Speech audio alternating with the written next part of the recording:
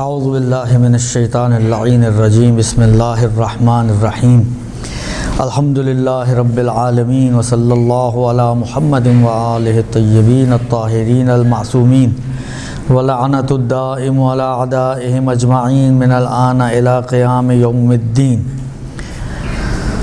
ہماری جو بات چیت چل رہی تھی وہ تیمم کے احکام میں چل رہی تھی۔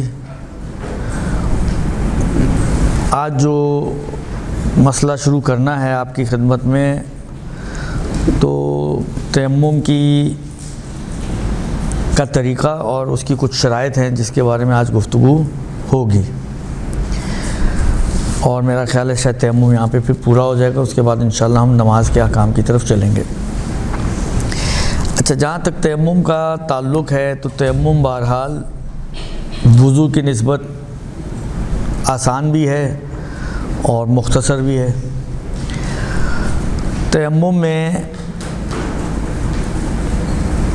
آپ کو ان چیزوں پر جس پر تیمم کرنا صحیح ہے، جیسے مٹی ہے، پتھر ہے،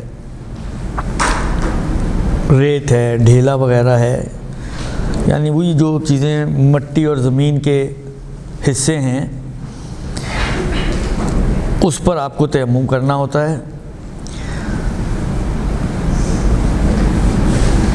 اس کو آپ کے سامنے رکھنے کے بعد آپ نے اپنے دونوں ہاتھوں کو ایک ساتھ، الگ الگ نہیں، دونوں ہاتھوں کو ایک ساتھ اس چیز پر کہ جس پر تیمم کرنا صحیح ہے آپ یا تو رکھیں یا تھوڑا سا ماریں۔ مارے کا مطلب ہے کہ اوپر سے لے کر آئیں اور پھر ماریں۔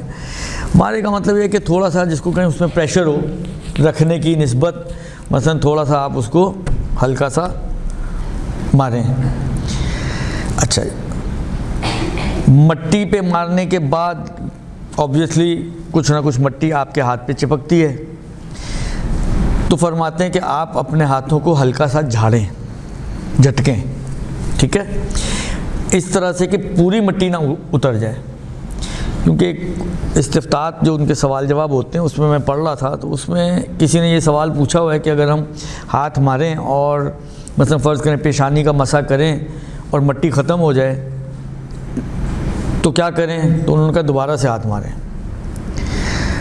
یعنی اس کا مطلب یہ ہے کہ مسح کرتے وقت چاہے آپ پیشانی کا مسح کر رہے ہوں، کیونکہ تیمم میں مسے ہی ہیں، صرف دھونا دھلانا تو کچھ ہوتا نہیں ہے، پانی تو ہے ہی نہیں، اس میں صرف مسے ہیں، پیشانی کا مسح اور دونوں ہاتھوں کی پشت کا مسح۔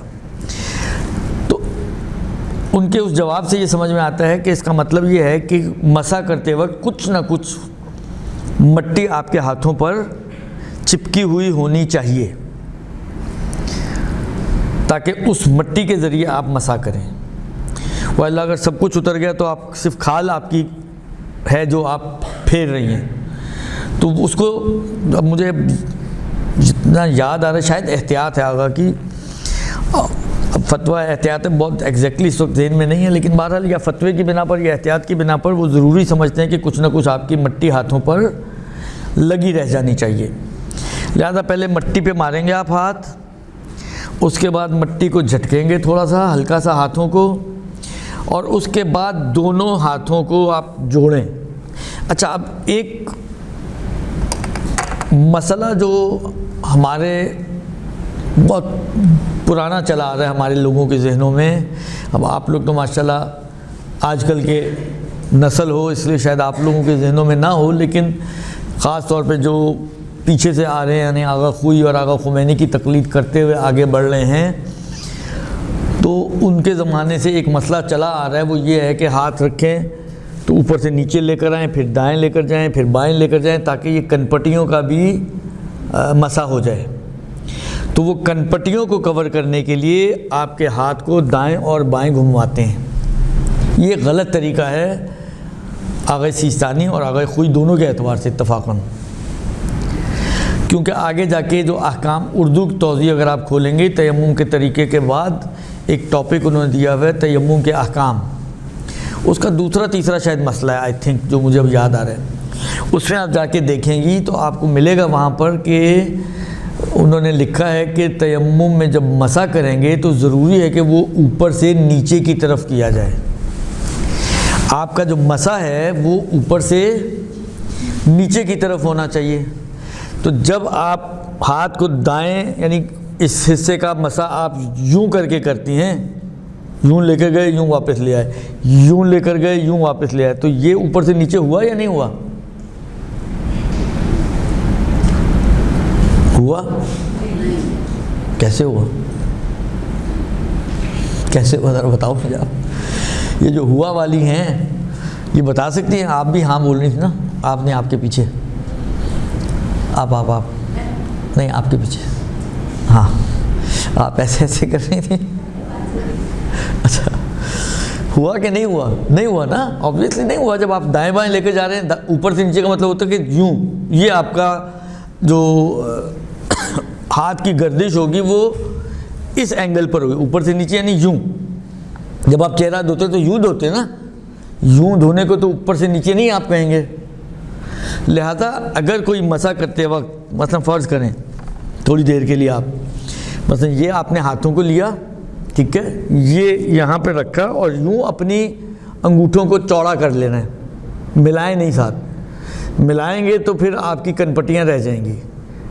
انگوٹھے کو کھول دیں آپ, ٹھیک ہے, یوں رکھیں.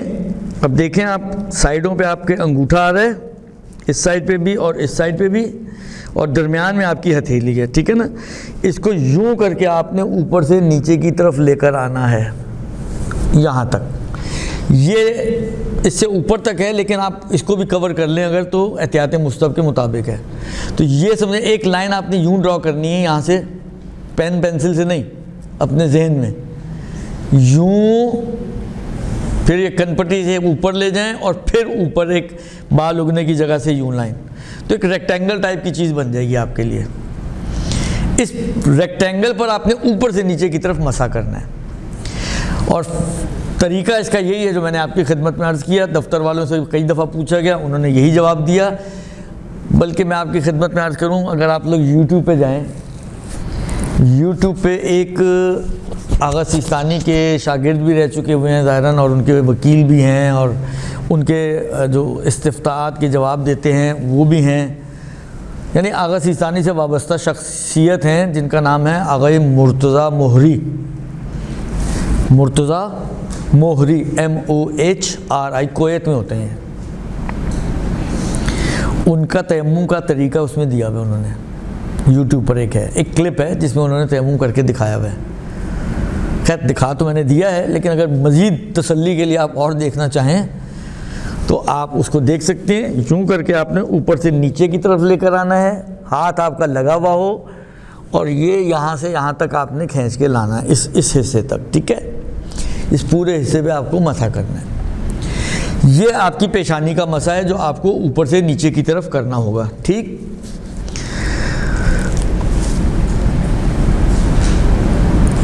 اس کے بعد جب پیشانی کا مسح ہو گیا تو اب وہی والی بات ہے, اگر مٹی موجود ہے ابھی بھی اور نہیں ہے تو دوبارہ سے ایک دفعہ مٹی پہ ہاتھ ماریں, پھر اس کو تھوڑا سا جھٹکیں. سیدھے ہاتھ کی پشت پر الٹے ہاتھ کی ہتھیلی سے یہ جو جوائنٹ ہے اس سے تھوڑا سا اوپر رکھیں اور انگلیوں کو ملا لیں. اس انگلی کو نیچے نہ لے جائیں, انگلیوں کو ملا لیں اور اس طرح سے اس کے اوپر ہاتھ پھیر دیں آپ. اسی طریقے سے پھر الٹے ہاتھ پہ رکھیں ہاتھ, انگلیوں کو ملا کر اس طرح سے اس کے اوپر ہاتھ پھیر دیں. اچھا وضو میں آپ بڑی دقت کرتے ہیں, یہ انگلیوں کے اندرونی حصے, یہ وہ تیمم میں صحیح ہے جو اوپر کا حصہ ہے وہ مسح اس پہ ہونا چاہیے, لیکن یہ انگلیوں کے اندر درمیان میں یا بہت ہی زیادہ گہرائی سے اندر جانے کی ضرورت نہیں ہے. بس اوپر کی سطح کے اوپر اگر آپ نے مسح کر لیا ہے ہاتھ کے اوپر کی سطح پر تو یہ کافی ہے آپ کا, ٹھیک ہے. یہ ہے تیمم کا طریقہ. اچھا ایک اور چیز یہیں پہ ہی میں جوڑ دوں, وہ یہ کہ ممکن ہے بعض چیزیں اس میں بھی ہم پڑھیں تو آئے بھی. ایک اور چیز جو جوڑی جا سکتی ہے وہ یہ ہے کہ ہم نے کہا کہ مٹی, پتھر, ڈھیلا, ریت, بجری وجری یہ ساری وہ چیزیں جن پہ تیمم صحیح ہے. ٹھیک ہے. پتھر بھی ہم نے کہا. اچھا آج کل بہت زیادہ ٹرینڈ ہوا ہے کہ ہمارے گھروں میں ایک تو زمین پر یہ جو سیرامک ٹائلز ہوتی ہیں اس پہ تو نہیں ہو سکتا, سیرامک ٹائلز پہ نہیں ہو سکتا. ٹھیک ہے. لیکن آپ کے جو کاؤنٹر وغیرہ کچن کے بنتے ہیں نارملی, کچن کا سنک کے اطراف میں, وہ سنگ مرمر کا پتھر لگا ہوا ہوتا ہے, پتھر ہوتا ہے خلاصہ. اب سنگ مرمر ہو یا کوئی اور قسم ہو اس کی, لیکن پتھر ہوتا ہے. اگر وہ سیرامک نہیں ہے تو پتھر ہے وہ. ٹھیک ہے نا, کہ نارملی پتھر ہی کا وہ سلیبس جو ہیں وہ لگائی جاتی ہیں. تو پتھر ہے تو آسان ہو گیا کام, پریشان ہونے کی ضرورت ہی نہیں ہے کہ مٹی کہاں سے ڈھونڈ کے لائیں. تو آیا اس پتھر پر جو ہمارے کچن میں مثلا لگا ہوا ہے تیمم ہو سکتا ہے؟ اچھا اس کی ایک سب سے بڑی پرابلم جو ہے نا, پتھر ہونے کے اعتبار سے تو ہو سکنا چاہیے, لیکن پرابلم جو اس کی ہے سب سے بڑی وہ یہ ہے کہ اس کو پالش کر کے اس کو چمکا دیا جاتا ہے. جس طرح یہ ہے نا آپ کا بالکل صاف ستھرا, وہ بھی بالکل صاف ستھرا ہوتا ہے, اس کے اوپر کوئی مٹی ڈسٹ وسٹ ٹائپ کی کوئی چیز تو ہوتی نہیں ہے. اور تیمم کے لیے فرماتے ہیں کہ ضروری ہے کہ ایسی چیز پر کیا جائے کہ جس کے اوپر مٹی ہو جو آپ کے ہاتھوں کو لگے, احتیاط واجب کی بنا پر. اچھا یہاں پہ آغا سیستانی کی احتیاط واجب, آغا خوئی کی بھی احتیاط واجب تھی. مجھے اب جتنا تھوڑا بہت یاد پڑ رہا ہے, کافی پہلے میں نے دیکھا تھا, اب بعد والے جو آ رہے ہیں ان میں سے کافیوں کی احتیاط واجب ہے. تو اب مسئلہ یہاں پر آ کر جس کو کہتے ہیں نا آپ ایک بند گلی میں کھڑے ہو جاتے ہیں کہ یہ احتیاط واجب ہے, اور رجوع کی کوئی گنجائش ابھی تک میرے ذہن میں نہیں ہے کہ کہیں کوئی جس کو کہیں کہ ایسا جو 3-4 جو بعد کے مراجع ہیں ان میں سے کوئی ایسا ہو کہ جس نے اجازت دی ہو. تو بات آ کے آپ کی پھر, کیونکہ جب اجازت نہیں ہے تو اس کا مطلب ہے آپ کو اسی احتیاط پر عمل کرنا ہے. جب اسی احتیاط پر عمل کرنا ہے تو آپ کے پاس آپشن نہیں رہتا کہ آپ وہ سنگ مرمر ٹائپ کے پتھر جو ہمارے گھروں میں لگے ہوئے ہیں کہ جو بالکل ہی شائننگ پتھر ہوتے ہیں اس کے اوپر آپ تیمم کریں. یا تو مٹی کو تیار کر کے اپنے آمادہ کر کے گھر پہ رکھیں. اب تو یہ تو خیال میں آپ کے انچولی میں جو دکانیں وغیرہ ہیں, جو تبرکات سینٹر ٹائپ کی دکانیں, ان کے پاس یہ تیمم کی مٹی مل جاتی ہے. اب تو کافی چیزیں ہم نے سیکھی ہیں ادھر ادھر سے, اڑوس پڑوس سے, تو وہ مٹی آپ کو مل جاتی ہے. 1-2 پیکٹ لے کے رکھ لیں تو آپ کے لیے آسانی ہے. ایک ٹرے میں ڈال کے اپنے بیڈ کے نیچے ڈال دیں, جب ضرورت پڑے انسان کھینچا اور تیمم کر لیا. تو یہ اس بات کو بھی ذہن میں رکھیں کہ جس چیز پہ تیمم کیا جائے اس پر مٹی ہونی چاہیے. نہیں مراد ان کی پھر یہ بن جائے گی کہ یہ جو سنگ مرمر وغیرہ کے جو خام پتھر ہوتے ہیں ان کے اوپر مٹی وٹی ہوتی ہے تو اس کے اوپر تیمم صحیح ہے. چمکا ہوا پالشڈ پتھر جو ہے اس کے اوپر تیمم احتیاط واجب کی بنا پر صحیح نہیں ہوگا. ٹھیک ہو گیا جی. یہ تو جناب علی تیمم کا طریقہ آپ کو بتا دیا.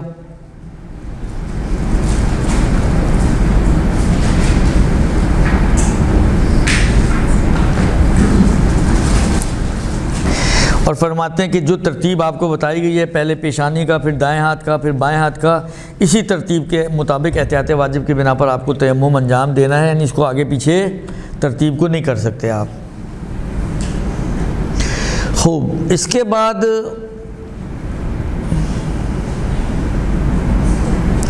کچھ چیزیں انہوں نے کہا ہے کہ تیمم میں شرط ہے. کچھ باتیں ہیں جو تیمم کے لیے بعنوان شرط بیان ہوئی ہیں. پہلی تو یہ ہے کہ مکلف یعنی میں اور آپ پانی کے ذریعے طہارت حاصل کرنے سے معذور ہوں, یعنی ہمارے پاس کوئی عذر ہو. اب وہ عذر کیا کیا چیزیں ہو سکتی ہیں, وہ پیچھے ہم 6-7 موارد جو گنے وہ سب عذر والے مورد ہیں. یعنی وہ سارے وہ مورد ہیں جو عذر بنتے ہیں کہ جن کی بنا پر آپ کو وضو کے بدلے تیمم کرنا پڑتا ہے. تو ان یعنی آپ ان 6-7 یا 8 جتنے بھی موارد تھے آپ ان میں سے کوئی بنتی ہوں تو آپ کے لیے تیمم صحیح ہوگا. ٹھیک ہے. لہذا اگر کوئی صاحب عذر نہیں ہے، ایسے ہی پانی بھی آ رہا ہے آپ کے یہاں، میں پانی کون وضو وغیرہ کرے، سردیاں ہو رہی ہیں، پانی ٹھنڈا ہے، گیزر نہیں چلا ہوا مثلا، یا گیزر ہے ہی نہیں، ٹھنڈے پانی سے کون وضو کرے؟ اچھا ایک مرتبہ یہ ہوتا ہے کہ ٹھنڈے پانی سے وضو کرنا آپ کے لیے نقصان دہ بن رہا ہو جو پہلے گزر چکا ہے، ٹھیک ہے نا، تو آٹومیٹکلی آپ کو تیمم کرنا ہی کرنا ہے، لیکن نقصان دہ نہیں ہے، ایسا ٹھنڈا نہیں ہے کہ آپ کہیں، یا ایسی سردی نہیں ہے کہ آپ کہیں کہ نقصان دہ ہو، تو آپ کے پاس تیمم کا پھر آپشن نہیں ہوگا۔ یہ ایک دوسری شرط جو ہے، کہتے ہیں کہ جس چیز پر آپ تیمم کر رہے ہیں، جو بھی مٹی ہے، پتھر وغیرہ، جو کچھ بھی ہے جس پہ تیمم کرنا صحیح ہے، اس کو مباح ہونا چاہیے، لہذا وہ غصبی ہو یا کسی ایسے انسان کا ہو کہ جس کا آپ کو پتہ ہے کہ وہ راضی نہیں ہے، یا آپ کو اس کی رضامندی کا یقین و اطمینان نہ ہو، تو ان ساری صورتوں میں آپ اس چیز کے اوپر تیمم نہیں کر سکتے۔ مثلا فرض کریں آپ کے پڑوس میں ساتھ والے گھر پہ جو ہے وہ کنسٹرکشن ہو رہی ہے، مٹی پڑی ہوئی ہے وہاں پر، آپ کو تیمم کرنے کی ضرورت پڑ گئی۔ اچھا وہ پڑوسی آپ کا ایسا ہے کہ جس سے آپ کی جو ہے جنگ و جدال چل رہا ہے، درست، تو عام طور پر اطمینان ہوتا ہے کہ یہ تو راضی نہیں ہوگا کہ میں اس کی مٹی اٹھا کے لاؤں تیمم کرنے کے لیے، اس پہ آپ نہیں کر سکتے، یا اس نے دیکھ لیا تو روک دیا آپ کو، کیوں اٹھا کے لے کے جا رہے ہو، مت لے کر جاؤ، آپ نہیں کر سکتے اس کے اوپر، یا آپ کو نہیں پتا وہ راضی ہے یا راضی نہیں ہے، نہیں کر سکتے آپ اس کے اوپر تیمم۔ پھر آپ کے پاس وہی آپشن ہے جو کہا کہ جائیں خرید کر لائیں اور اس کے اوپر پھر تیمم کریں، بس مباح ہونی چاہیے دوسری شرط۔ تیسری شرط، وہی مٹی یا پتھر یا جس کے اوپر بھی آپ تیمم کر رہے ہیں، ان چیزوں میں سے کہ جس پہ تیمم کرنا صحیح ہے، اس کو پاک بھی ہونا چاہیے۔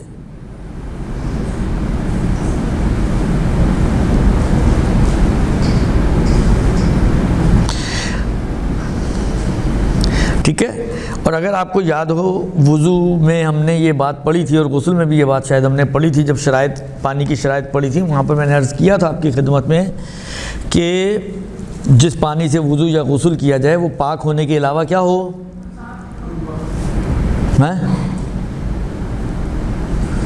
نہیں آلودہ نہ ہو، یعنی کسی ایسی چیز سے آلودہ نہ ہو کہ جس چیز سے انسان کی طبیعت گھن اور کراہیت رکھتی ہو۔ جیسے مثالیں عرض کی تھیں اس وقت بھی، مطلب پانی ہے اس میں تھوک گری ہوئی ہے، ٹھیک ہے نا، اب تھوک والے پانی سے آپ کو کہا جائے منہ دھو، کلیاں کرو، تو تیمم کم ہوگا، الٹیاں زیادہ ہوں گی، وضو کم ہوگا، الٹیاں زیادہ بنیں گی، لہذا اس آگاہ کی احتیاط ہے، وہاں پہ بھی یہاں پہ بھی احتیاط لگائیے کہ احتیاط کی بنا پر ضروری ہے کہ جس چیز پر تیمم کیا جائے وہ چیز پاک ہونے کے علاوہ نظیف ہو، یعنی پاکیزہ ہو۔ یعنی مثلا فرض کریں مٹی میں، حالانکہ صرف یہ مثالیں ہیں، ظاہری بات ہے کوئی ایسی مٹی اٹھا کے لائے گا تو نہیں، لیکن اب بالآخر بات آئی ہے تو سمجھانے کے لیے تھوڑی بہت مثالیں تو دینی پڑیں گی، اس لیے معذرت چاہتا ہوں آپ لوگوں سے اگر آپ لوگوں کی طبیعت پہ ناگوار گزرے، لیکن بالآخر صرف یہ مثال ہے۔ مثلا فرض کریں بکری کی جو مینگنیاں ہوتی ہیں وہ کسی مٹی میں گری ہوئی ہیں، اب وہ کہا جائے آپ کو اس سے تیمم کرو، آپ درست، بالآخر حالانکہ آپ کو پتہ ہے کہ بکرے کی مینگنیاں جو ہیں وہ نجس ہوتی ہیں، پاک ہوتی ہیں،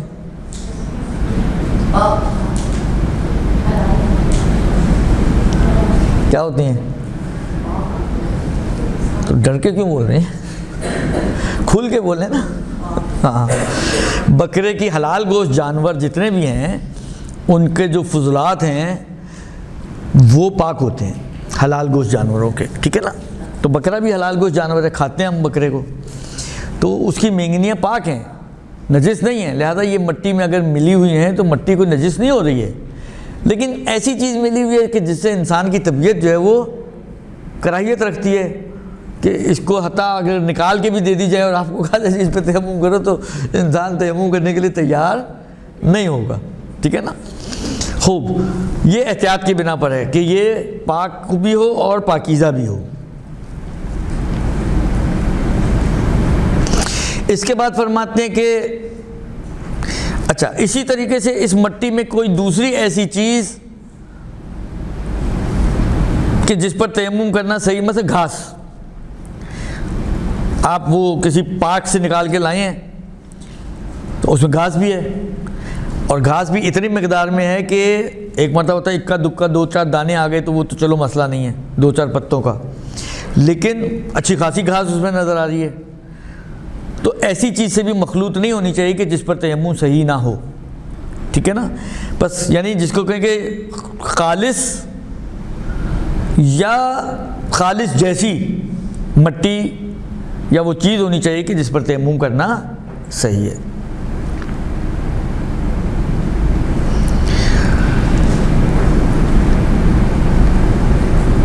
اس کے بعد فرماتے ہیں کہ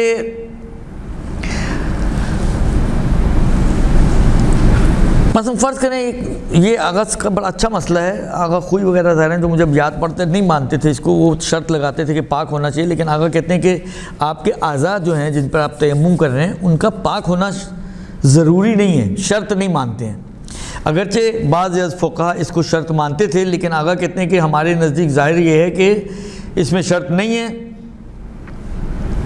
ہاں یہ ضرور شرط ہے کہ یہ جو نجاست ہے رکاوٹ نہ بنتی ہو آپ کے. جس طرح مثلا فرض کریں بعض اوقات کیا ہوتا ہے کہ پٹی لگی ہوئی ہے اور وہ نجس ہے، لیکن یہ پٹی خود رکاوٹ ہے نا بیچ میں، آپ کا ہاتھ پٹی پہ جائے گا، آپ کی کھال پر نہیں پھرے گا، ٹھیک ہے نا.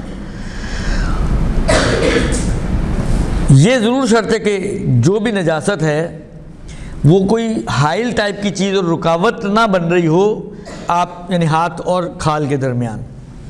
مثلا جیسا ہوتا ہے نا، مثلا فرض کریں خون لگا تھا، آپ نے خون صاف کر دیا، یا بعض اوقات ہوتا ہے کٹ ایسا لگا ہوا ہے کہ خون بار بار نکل رہا ہے، ابھی آپ نے پاک نہیں کیا، وقت نماز آ گیا، آپ نے اسی نجس ہاتھ سے کوئی لگا ہوا نہیں ہے اس کے اوپر، اسی نجس ہاتھ سے آپ نے تیمم کر لیا تو یہ چل جائے گا. کوئی چیز یعنی نجاست کوئی چپکی ہوئی ٹائپ کی چیز نہ ہو. اسی طرح فرماتے ہیں کہ نجاست ایسی بھی نہ ہو کہ جس کی وجہ سے وہ مٹی آپ کی نجس ہو جائے. مثلا خون نکل رہا ہے اور آپ ہاتھ مار دیں تو مٹی نجس ہو جائے گی آپ کی. ابھی اوپر والی شرائط میں ہم نے پڑھا کہ جس پہ تیمم کیا جائے اس کو پاک ہونا شرط ہے، مباح بھی ہو اور پاک بھی ہو اور احتیاط کی بنا پر پاکیزہ بھی ہو، درست. تو اس کا پاک ہونا تو شرط ہے، اور آپ کی نجاست جو ہے وہ آپ کے ہاتھ سے آگے بڑھ کر اس مٹی کو بھی نجس کر رہی ہے کہ جس مٹی پر آپ تیمم کر رہے ہیں. یہ نہیں ہونا چاہیے. بس یہ دو چیزوں کا خیال رکھنا ہے، نجاست حائل نہ بن رہی ہو اور نجاست اس مٹی کو یا اس پتھر کو کہ جس پر آپ تیمم کر رہے ہیں اس کو نجس نہ کر دے. ان دو باتوں کا خیال رکھتے ہوئے اگر آپ کے اعضاء جس پہ تیمم کیا جا رہا ہے وہ نجس ہیں تو اس میں کوئی حرج نہیں ہے. اسی طریقے سے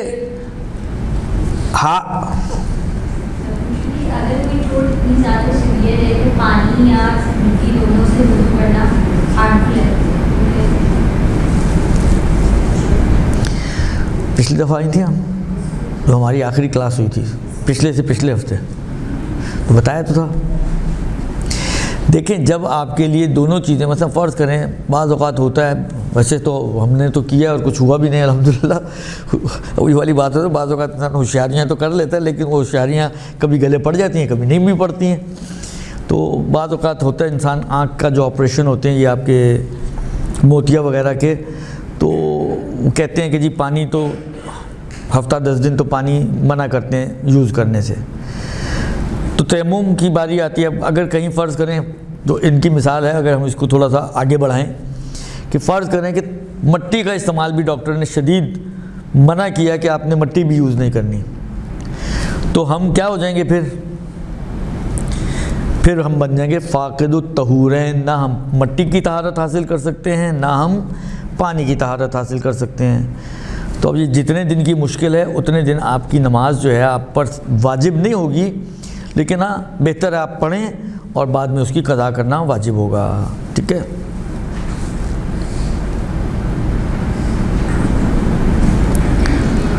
اچھا اس کے بعد فرماتے ہیں کہ ہاتھ اور چہرے اور ہاتھ اور اس ہاتھ کی پشت ان کے درمیان کوئی رکاوٹ نہیں ہونی چاہیے. مثلا فرض کریں آپ نے ماشاء اللہ تو بڑے شوقین قسم کے لوگ ہوتے ہیں، بڑی بڑی انگوٹھیاں پہنتے ہیں. آپ نے کوئی انگوٹھی پہنی ہوئی ہے جس سے آپ کی آدھی تو انگلی اس نے آپ کی کور کی ہوئی ہے، درست. اب آپ اگر اس کے اوپر مسح کریں گے تو آدھی انگلی پہ تو مسح ہوا ہی نہیں آپ کا. خاص طور پہ اگر آپ کوئی نوحہ خان ہیں تو پھر تو واجب ہے آپ کے اوپر کہ آپ آدھی انگلی والی انگوٹھی پہنیں. پتہ نہیں کیا ٹرینڈ بن گئے ہمارے، سمجھ سے باہر ہیں.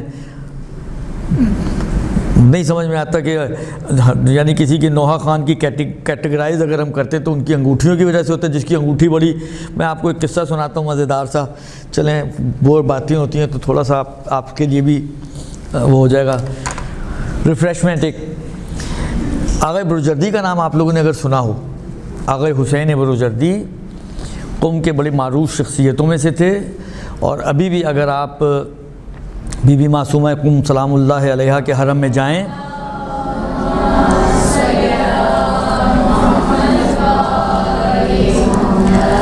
تو بالا سر کی طرف جو ہال ہے، مسجد ہے، ہال ہے جس میں بہت سے مجتہدین کی قبریں وہاں پر موجود ہیں. ان کے پیچھے بیک پر یعنی درمیان میں دروازہ ہے، پھر پیچھے اس دروازے کے پیچھے ایک چھوٹا سا پیسیج ہے، اس کے اس سائڈ پہ مسجد اعظم ہے، وہ بھی انہوں نے ہی بنوائی تھی. اور وہیں بیچ میں ان دو پیسیجز کے یعنی دروازوں کے درمیان جو پیسیج ہے وہاں پہ ان کی تھوڑی اونچی سی قبر ہے آغا بروجردی کی.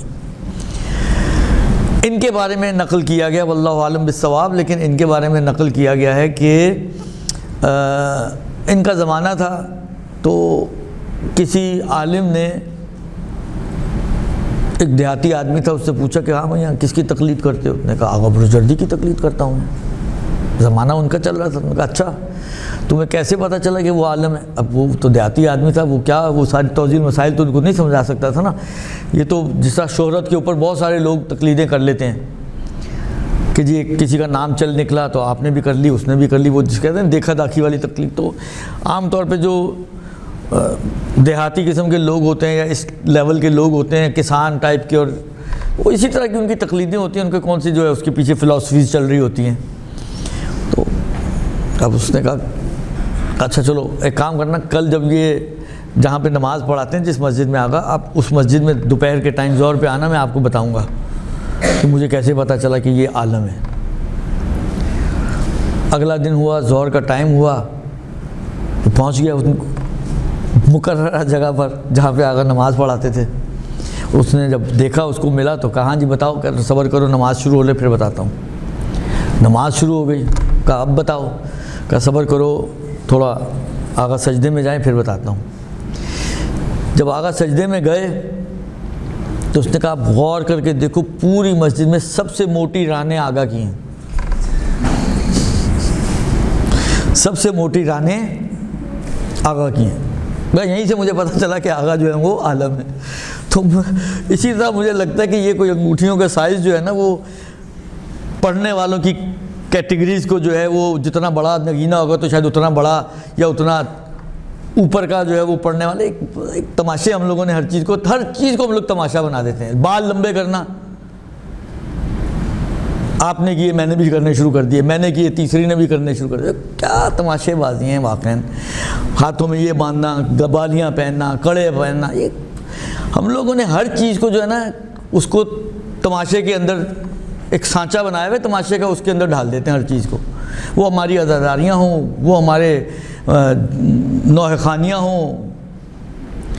ارے بھائی کہ اگر انسان ڈھنگ کے بال کٹوا کے چھوٹی انگوٹھی پہن کے اگر نوحہ پڑے گا بغیر بالیاں کان میں ڈالے تو کیا نوحہ نہیں ہوگا؟ بی بی قبول نہیں کریں گی. ان چیزوں کے اوپر قبولیت ہماری دائر مدار ہے تو پھر تو ہو گیا کام. پھر تو جو جتنا بڑا گویہ ہوگا اس کا زیادہ قبول ہونا چاہیے. تو کہنے کا مقصد یہ ہے کہ ہمیں جو ہے ان باتوں کا خود خیال رکھنا چاہیے کہ ہم کر کیا رہے ہیں. میں پہلے بھی کئی مرتبہ یہ بات کہہ چکا ہوں، پتہ نہیں یہاں کہی ہے نہیں کہی ہے، خیر چہرے تو کافی سارے نئے ہیں، لیکن بالآخر فیشن میں انسان تھوڑی اپنی عقل تو اللہ نے دی ہے یا نہیں دی ہے، خالی رکھا ہے اوپر. فیشن بھی اگر اپنائے یا کسی چیز کو کاپی بھی کرے تو سوچے تو صحیح کہ یہ کیا چیز کاپی کر رہا ہوں میں، یہ کس فیشن کے پیچھے چل رہا ہوں میں. لوگوں نے پینٹیں پھاڑنا شروع کر دیں، وہ تو شکر ہے گھٹنوں سے پھاڑتے ہیں،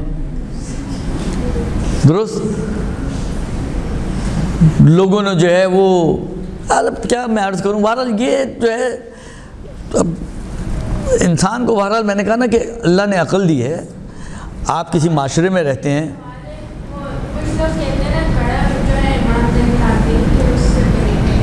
انہوں نے خود پہنا تھا، انہوں نے خود پہنا تھا، بیڑیاں خود پہنی تھی انہوں نے، تو ان کو کون پہنا رہا ہے؟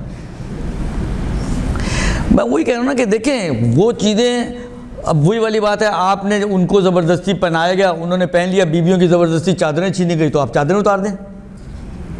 ایسا تھوڑی ہوتا ہے. انسان کے پاس اللہ نے ایک عقل نام کی چیز دی ہے، اسی عقل کی بیس پر آپ کو اشرف المخلوقات قرار دی ہے. آپ میں اور حیوانات میں کیا فرق ہے؟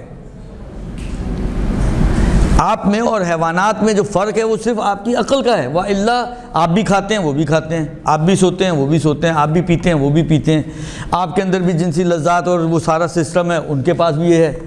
صحیح ہے، وہ بغیر نکاح کے کرتے ہیں، آپ نکاح کے، یا ہو سکتا ہے ان کا بھی اپنا کوئی نکاح ہوتا ہو، ہمیں کیا پتہ. درست، وہ بھی لڑتے ہیں، آپ لوگ بھی لڑتے ہیں،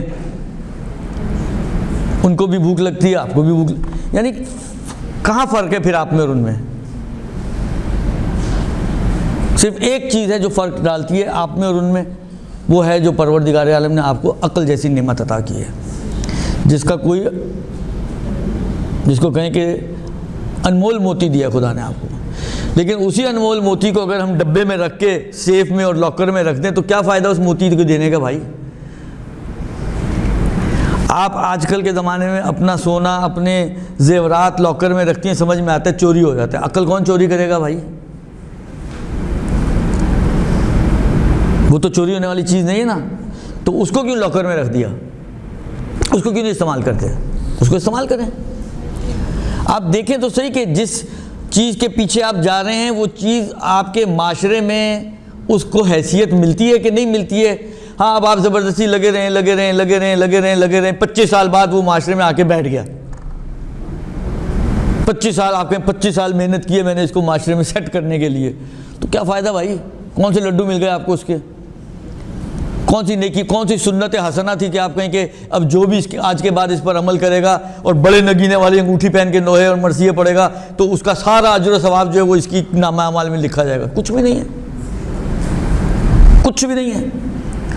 ائمہ کے اتنے واقعات ہیں. امام کی خدمت میں ایک شخص بڑا مشہور تھا جی، علامہ صاحب آئے ہوئے، علامہ. ایک دن امام گزر رہے تھے اپنے ساتھیوں کے ساتھ، دیکھا رش لگا ہوا ہے، کیا ہے؟ علامہ، وہی علامہ جس کا کہا چلو دیکھیں کتنا بڑا علامہ ہے. پوچھا بھائی کیا ہے؟ کہا جی میں انصاب کا علم جانتا ہوں، میں یہ جانتا ہوں، میں وہ جانتا ہوں، میں وہ جانتا ہوں، میں وہ جانتا ہوں. کہا ایسے علم کا کیا فائدہ ہے جس کا تجھ سے کوئی سوال نہیں ہونا، جس کا نہ جاننے سے تیری صحت پہ کوئی اثر نہیں پڑنا، جس کے جاننے سے تجھے کوئی فضیلت نہیں ملنی. یہی ہم لوگ بھی کرتے ہیں، ان چیزوں کے پیچھے لگتے ہیں کہ جن چیزوں کا کوئی ہماری نہ دنیا کا میں اثر ہے نہ آخرت میں اثر ہے. یعنی بعض نوحہ خانوں کے آپ حلیے دیکھیں، آپ کو لگے گا، حلیے سے لگے گا شاید کوئی چرسی موالی چلا آ رہا ہے. صحیح بول رہا ہوں، میں مذاق نہیں کر رہا ہوں آپ سے. یعنی ان کے حلیے ایسے لگتے ہیں، میں کسی کی توہین نہیں کرنا چاہ رہا ہوں، کل کو پتہ چلے یہ کلپ چل رہا ہو میرا بھی کہ نوحہ خانوں کی توہین کر دی اور یہ کر دیا اور وہ ہو گیا. میں کسی کی توہین نہیں کرنا چاہ رہا ہوں، میں صرف ایک بات کہنا چاہ رہا ہوں کہ بھائی جو بھی آپ حلیہ اپنانا چاہتے ہیں، جو چیز بھی آپ اپنے اوپر چڑھانا چاہتے ہیں، تھوڑا سا سوچیں تو صحیح کہ کر کیا رہے ہیں. کوئی فائدہ مند چیز ہے، کوئی عقل مندانہ حرکت ہے تو کر لیں بھائی. اب پینٹیں پھاڑنا کون سی عقل مندانہ حرکت ہے؟ مجھے یہ بتا دیں. ایسے فیشن کون، وہی کہہ رہا ہوں، کون سے لڈو مل رہے ہیں اس فیشن کے؟ ایک زمانہ تھا پینٹیں ثابت ہوتی تھی تو چلیں، آپ نے جب ریٹائر کی 4 اور کے کام آ گئیں. آپ جب پھاڑ کے پہنیں گے تو کسی اور کے بھی کام نہیں آئے گی. جس کو دیکھیں گے پھٹا ہوا کپڑا پکڑا دیا ہمیں، جس کو نہیں پتا ہوگا، جس کے پاس اتنی معرفت نہیں ہوگی ان جیسی، لوگ پھٹا ہوا کپڑا پکڑا دیا ہمیں. ہم کوئی فقیر ہیں؟ ان کو نہیں پتا بھائی ہائی کلاس کا کپڑا دیا آپ کو، فقیروں والا نہیں دیا، یہ ڈیفنس والا دیا ہے. تو کہنے کا مقصد یہ ہے کہ خدا نے ہمیں عقل دی ہے، عقل سے سوچنے کی ضرورت ہوتی ہے. عقل یہی سوچنے کے لیے، غور و فکر کرنے کے لیے کہ انسان سوچے کہ میں کیا کر رہا ہوں، صحیح کر رہا ہوں، غلط کر رہا ہوں، اچھا کر رہا ہوں، برا کر رہا ہوں، مفید کر رہا ہوں، غیر مفید کر رہا ہوں. یہ ساری چیزیں سوچنے کے بعد انسان کو قدم اٹھانا چاہیے. جی السلام علیکم. آپ جیسے تیمم میں ہاتھ مارنے کا کہ اگر مٹی آپ کو لگ رہا ہے کہ ایک بار صحیح سے ہے تو دوبارہ بھی بیچ میں ہم ہاتھ مار کے ایک مسح کرنے کے بعد دوبارہ کر سکتے ہیں. مطلب لگے کہ مٹی ختم ہو رہی ہے تو دوسرے اسٹیپ کے لیے شاید آپ نے یہ کہا کہ ہم ختم ہو جائے تو لگے نہیں، اور نظر آئے گی نا ہے یا نہیں ہے. مطلب ہم جیسے وضو میں نے آپ نے سنا ہے کہ اگر مثال کے طور پہ وہ وضو ہے، یہ تیمم ہے. مثال یہ کبھی مجھے سوال تھا اس وقت میں یہ وضو میں مجھے اتنا میں نے ابھی تک یہ کلاس میں لی نہیں یہاں پہ، لیکن وضو میں ہم سنتے ہیں جیسے پیر ہل گیا، دونوں میں سے ایک چیز مطلب ریسٹ کی کنڈیشن میں ہونی چاہیے نا، پیر ہل نہیں رہا ہو جب آپ ہاتھ مسا کر رہے ہو، لیکن اگر ہل گیا آپ کو پتہ ہے تو کہتے ہیں کہ جیسے وضو باطل ہو جاتا ہے. اب وہ ہلنے سے مراد کیا ہے یہ دیکھنا پڑے گا نا آپ کس کو ہلنا بول رہے ہیں، کون سا ہلنا. ہر ہلنا باطل نہیں کرتا. مثلا فرض کریں میں کھڑا ہوا ہوں، ٹھیک ہے، میں نے پیر کو اونچا کیا اور مسا کر لیا. ظاہری بات ہے اب ایک ٹانگ پہ کھڑا ہوں نا میں، جب ایک پیر اوپر ہے میرا تو بالآخر تھوڑی بہت تو حرکت ہوگی نا، تو یہ وضو باطل نہیں کرتا. کسی نے ظاہرا دیکھے گا میرا اطمینان تھا کہ نہیں کر رہا، میں اس کی مثال تو پھر بھی جیسے سوال ہوا کہ کسی نے کہا نہیں آپ کا تو پیر ہلا ہے یا آپ کا وضو صحیح نہیں ہے، میں نے آگے سے کہا کہ نہیں بھائی میں اپنا اطمینان رکھوں. لیکن اب سوال میرا سوال یہ ہے کہ کیا اس کنڈیشن میں اپنا پیر فوراً خوش کر کے دوبارہ مسا کر سکتی ہوں یا پورا وضو ہے؟ نہیں، احتیاطاً آپ دوبارہ کرنا چاہیں مسا تو کر سکتی ہیں، کوئی ایشو نہیں ہے، صرف مسا کر لیں کافی. جی احتیاط کی نیت سے کیا جا سکتا ہے، کوئی ایشو نہیں ہے. ٹھیک ہے جی. تو فرماتے ہیں کہ کوئی رکاوٹ سے بات چلی تھی، کوئی رکاوٹ درمیان میں نہیں ہونی چاہیے، لہذا اگر کوئی رکاوٹ ہے تو اس کو ہٹانا پڑے گا، اور ہٹانے کے بعد پھر تیمم کرنا پڑے گا. اس کے بعد فرماتے ہیں کہ کوئی احتیاط لازم کے طور پہ اوپر سے نیچے کی طرف مسح کیا جائے، جو میں نے عرض کر دیا آپ کی خدمت میں. پھر نیت کا مسئلہ ہے. نیت کا بھی مسئلہ پہلے بیان کیا جا چکا ہے کہ جب آپ ہاتھ مارنے لگیں یا رکھنے لگیں تو اس وقت یعنی ہاتھ آپ کے نیت کے ساتھ رکھنے اور مارنے ہیں، ٹھیک ہے نا، تو وہ اس وقت آپ کی نیت ہونی چاہیے. ترتیب میں نے بیان کر دیا کہ ترتیب ہونی چاہیے.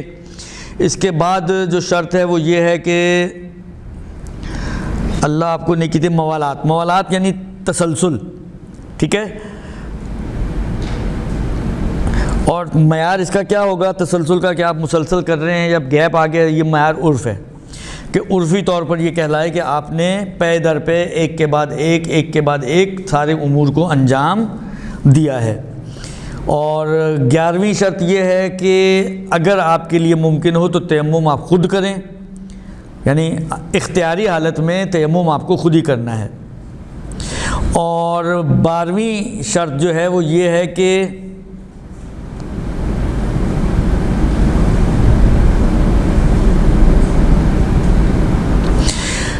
احتیاط مستب یہ ہے کہ اگر آپ معذور ہیں، یعنی عذر ہے آپ کے پاس، اور آپ کو امید نہیں ہے کہ آپ کا عذر مثلا وقت داخل ہونے کے بعد تک ختم ہو جائے گا، اس بات کی امید نہیں ہے، یعنی عذر کے برطرف ہونے سے سمجھیں آپ نا امید ہوں، تو آپ وقت سے پہلے بھی تیمم کر سکتی ہیں. لیکن اگر آپ کو امید ہے اس بات کی کہ نہیں ہو سکتا کہ وقت تک یہ عذر ختم ہو جائے میرا، مثلا جو پانی نہیں تھا وہ مل جائے، یا جو بیماری تھی وہ ختم ہو جائے، یا جو بھی مسئلہ تھا، تو پھر آپ وقت سے پہلے تیمم نہیں کر سکتی.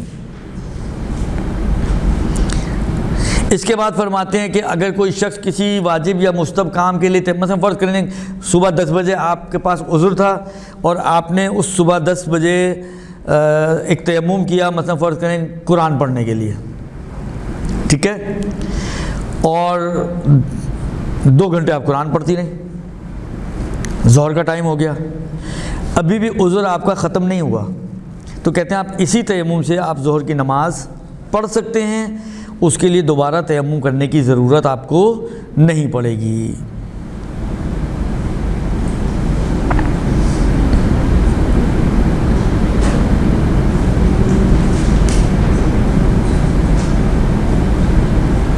پھر فرماتے ہیں کہ اگر کوئی شخص تیمم کے ساتھ نماز پڑھے، مثلا کوئی عذر تھا، عذر کی بنا پر آپ نے ایک تیمم کیا اور نماز پڑھ لی، پھر وقت میں یا وقت کے بعد وہ عذر آپ کا برطرف ہو گیا، ٹھیک ہے، تو کہتے ہیں کہ آپ کی جو نمازیں آپ نے مثلا فرض کریں جس طرح ہوتا ہے نا، مثلا 40 دن تک پلسٹر تھا اور سچویشن ایسی تھی کہ تیمم والی صورت بن رہی تھی آپ نے تیمم کر کے نماز پڑھی، 40ویں دن پلسٹر کھل گیا، تو وہ 39 دن کی نمازوں کو ریپیٹ کرنے کی ضرورت نہیں ہے۔ یا مثلا فرض کریں پانی نہ ہونے کی بنا پر آپ نے تیمم کر کے نماز پڑھ لی اور پھر جو ہے وہ یعنی آپ مایوس تھیں، پانی تلاش جو بھی سسٹم تھا آپ نے کرا کے، اور پھر جو ہے وہ پانی آ گیا یا آپ کا جو بھی اور عذر تھا وہ برطرف ہو گیا، تو اس نماز کو ریپیٹ کرنے کی ضرورت نہیں ہے۔ ہاں اگلی نمازوں کے لیے آپ کو وضو کرنا پڑے گا، یعنی اگر اس تیمم سے اور عذر برطرف ہونے کے بعد جو اگلی نماز کا وقت داخل ہوا ہے، درمیان میں آپ نے کوئی ایسا کام نہ بھی کیا ہو جو تیمم کو باطل کرنے والا ہو، تب بھی اس تیمم سے آپ وہ نماز نہیں پڑھ سکتی، کیونکہ عذر آپ کا برطرف ہو چکا ہے۔ جیسے ہی آپ پانی والی طہارت پر قدرت پیدا کریں گی، آپ کی مٹی والی طہارت جو ہے خود بخود ختم ہو جائے گی، ٹھیک ہے جی۔ اچھا جی، اس کے بعد فرماتے ہیں کہ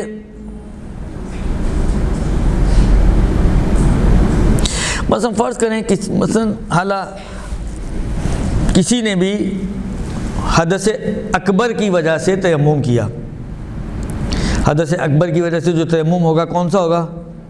غسل والا۔ غسل کے بدلے اس نے مثلا فرض کریں خاتون تھی، ایام عادت تھے، پاک ہو گئی، لیکن ان 7-8 صورتوں میں سے کوئی ایک صورت پیش آئی ہوئی ہے جس میں وہ وضو نہیں کر سکتی، غسل نہیں کر سکتی، تو اس کا وظیفہ کیا ہے؟ تیمم کرنا ہے، تو اس نے تیمم کر لیا، ٹھیک ہے۔ اس کے بعد پھر تیمم کرنے کے بعد پھر فرض کریں درمیان میں واش روم چلی گئی خاتون، ٹھیک ہے، تو آیا اس کا یہ تیمم جو تھا وہ باطل ہو جائے گا؟ یہ پہلے شاید مسئلہ میں نے پچھلی یا اس سے پچھلی کلاس میں آیا تھا کہ تیمم کا ایک قاعدہ ہے کہ جس چیز کے بدلے تیمم کیا گیا ہو وہ اسی چیز سے باطل ہوتا ہے جس چیز سے وہ اصل چیز باطل ہوگی۔ مثلا فرض کریں کسی خاتون نے مثلا غسل حیض کیا، ایام ختم ہو گئے، اس نے غسل حیض کیا، اب اگلا حیض کب آئے گا؟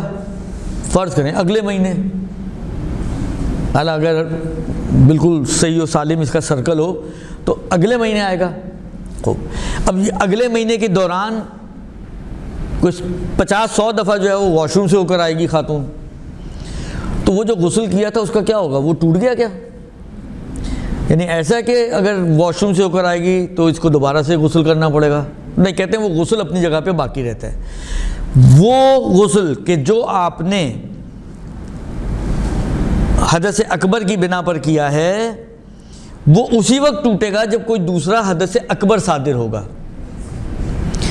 مثلا اگلے مہینے جب ایام آئیں گے تو پچھلا غسل آپ کا باطل ہوگا، یا درمیان میں کوئی جنابت کا مسئلہ آئے گا، بیچ میں پیش آئے گا تو پچھلا غسل باطل ہوگا۔ لیکن اگر ایسی کوئی چیز نہ جنابت، نہ حیض، نہ نفاس، نہ اعلیٰ بعض صورتوں میں استحاضہ، کوئی ایسی چیز پیش نہ آئے تو اس کا وہ غسل چل رہا ہے۔ پھر ہوگا کیا جی؟ جو واش روم سے ہو کر آیا، اگر غسل باطل نہیں ہوا تو آپ تو کہتے ہیں جی غسل اگر ہے آپ کا تو آپ اسی غسل میں بغیر وضو کے نماز بھی پڑھ سکتے ہیں۔ تو اس کا مطلب یہ کہ یہ پچھلے مہینے والا غسل میرا وہ تو نہ سونے سے ٹوٹے گا، نہ واش روم جانے سے ٹوٹے گا، نہ کسی اور چیز سے جو نارمل ہماری چیزیں ہیں ان سے ٹوٹے گا جس سے وضو ٹوٹتا ہے۔ تو اس کا مطلب ہے کہ پھر تو عیاشی ہو گئی، ایک غسل کے بعد ایک مہینہ بغیر کسی چیز کے آپ کو کام چلا سکتے ہیں؟ کہتے ہیں نہیں چلا سکتے، اس لیے کہ غسل باقی ہے لیکن نمازوں کے لیے آپ کو وضو کرنا پڑے گا۔ یا سمجھانے کے لیے میں ایک بات کہنے جا رہا ہوں، اب یہ اس لیے میں یہ تمہید یہ جملہ کہہ رہا ہوں کہ بعض اوقات علماء بھی سن لیتے ہیں تو وہ کل کو میرا گریبان نہ پکڑیں کہ یہ کہاں سے اٹھا کے لائیں، لیکن صرف آپ لوگوں کو سمجھانے کے لیے تاکہ بات تھوڑی سی آپ کے ذہن میں آ جائے۔ دیکھیں جب آپ غسل حیض، آغا سیستانی وغیرہ کے نظریے میں جو کافی سمجھتے ہیں وضو سے نا، جب آپ غسل حیض، غسل جنابت، غسل جمعہ، کوئی بھی غسل اگر آپ کرتے ہیں تو یہ غسل 2 فائدے دیتا ہے۔ ابھی جمعہ کو چھوڑ دیں، غسل حیض غسل جنابت، یہ غسل 2 فائدے دیتا ہے۔ ایک فائدہ اس کا یہ ہے کہ یہ غسل آپ کی جو باطنی نجاست ہوتی ہے اس کو ختم کر دیتا ہے اور آپ کو نماز پڑھنے کا ایلیجیبل بنا دیتا ہے۔ اگر آپ نے کسی نے آپ میں سے وہ دیکھی ہو تحفۃ العوام، اگر کسی کے پاس گھر میں ہو تو وہ ذرا جا کے اس میں غسل جنابت کی نیت دیکھے۔ دور ہونے، حدث کے، مبی ہونے، صلات کے، پتہ نہیں کیا کیا چیزیں وہ وہاں پر لے کر آتے ہیں۔ یہ اصل میں یہ ساری کہانی ہیں جو سنا رہا ہوں میں آپ کو اس وقت۔ دور ہونے حدث کے، یعنی یہ غسل آپ کا ایک کام یہ کرتا ہے کہ آپ کا جو حدث ہوا تھا، جو باطنی نجاست آئی تھی، وہ اس نجاست کو ختم کرتا ہے۔ اور دوسرا کام وہ یہ کرتا ہے کہ بغیر وضو کیے بھی آپ اسی حالت میں جا کے نماز میں بھی داخل ہو سکتے ہیں۔ تو اس غسل کے 2 فائدے ہو گئے، نجاست بھی دور اور نماز بھی مباح، یعنی آپ بغیر وضو کیے نماز میں جا سکتے ہیں۔ جب آپ غسل کے بعد حدث اصغر آپ سے صادر ہوتا ہے، واش روم جاتے ہیں آپ، ری خارج ہوتی ہے، کچھ بھی ایسی چیز، سو گئے آپ، تو اس کے 2 میں سے ایک چیز ختم ہو جاتی ہے، ایک چیز باقی رہتی ہے۔ وہ جو باطنی نجاست اس نے جو رفع حدث کیا تھا وہ اپنی جگہ پہ ابھی بھی باقی ہے، اس لیے کہ حدث والی تو کوئی چیز آئی نہیں نا، اکبر والی، تو رفع حدث والا جو اس کا اثر تھا وہ باقی رہتا ہے۔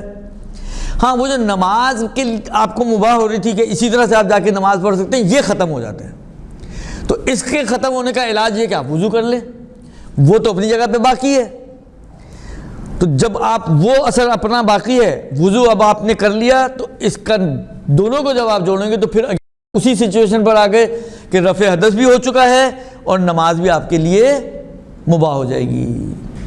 لہذا اس وجہ سے فرماتے ہیں کہ تیمم کا بھی یہی مسئلہ ہے، وہ تیمم جو آپ نے بدل از غسل کیا ہوگا وہ بھی اسی وقت باطل ہوگا جب کوئی اور ایسی چیز صادر ہو کہ جس سے غسل واجب ہوتا ہو۔ لیکن اگر کوئی صادر نہیں ہو، آپ بیچ میں واش روم وغیرہ گئے، تو بس آپ کو کیا کرنا پڑے گا؟ اگر وضو کرنے میں کوئی رکاوٹ نہیں ہے تو وضو کرنا پڑے گا۔ اگر وضو کرنے میں بھی کوئی رکاوٹ ہے، یعنی پانی نہیں ہے، شہر کراچی پانی غائب، اب کیا کریں؟ کہتے ہیں اب اس کے بدلے جو آپ ایک تیمم کریں گی جو وضو کے بدلے ہوگا تیمم، یہ تیمم آپ غسل کے بدلے نہیں، وہ ہو چکا ہوا ہے، یہ والا جو تیمم آپ کریں گی وہ ہوگا وضو کے بدلے۔ آئی سمجھ میں کہانی؟ اگر آ گئی ہو تو اچھی بات ہے، نہیں آئی ہو تو بھی اچھی بات ہے۔ جی ہم نے تیمم کیا غسل کے بدلے اور پھر اس کے بعد پانی ویسا ہو گیا تو دوبارہ غسل کرنا پڑے گا یا وہ کیا ہوا؟ غسل کے بدلے تیمم کیا تو پھر ہمیں پانی ویسا ہو گیا تو پھر دوبارہ غسل کریں یا پھر ہاں غسل کرنا پڑے گا نا، تیمم تو باطل ہو جائے گا آپ کا، تو غسل آپ کو کرنا پڑے گا۔ منتہا پچھلی نمازیں ریپیٹ نہیں کرنی پڑیں گی، غسل کریں گے اور اگلی نمازیں پڑھیں گی۔ نہیں، غسل جنابت کے بعد وضو کرنا حرام، ہاں غسل جنابت کے بعد حرام ہے۔ بس تیمم اسی وقت کریں گے نا جب وضو نہیں کر سکتے، اگر وضو کر سکتے تو تیمم کیوں کریں گے آپ؟ اگر پانی آ جاتا ہے تو وضو کریں گے، آپ کریں گے ہاں؟ تو دیکھیں پانی آنے سے تیمم خود ہی ابھی تو عرض کیا آپ کو کہ جیسے ہی آپ طہارت مائیہ پر قدرت پیدا کرتے ہیں، طہارت ترابی آپ کی ختم ہو جاتی ہے، درست؟ خوب، ٹھیک ہو گیا جی۔ یہ ہو گیا جناب علی آپ کی کہانی، کس چیز کی ہو گئی؟ تیمم کی۔ یہاں پر آپ کا تیمم پورا ہو گیا۔